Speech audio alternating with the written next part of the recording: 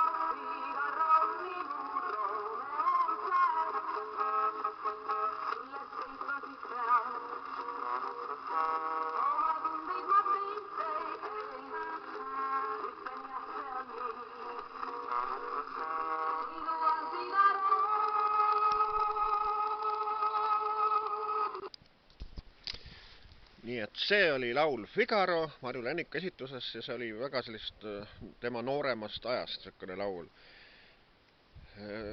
Ja soovin sulle siis veel kord kõike paremat, toredaid laule ja palju kordaminekuid.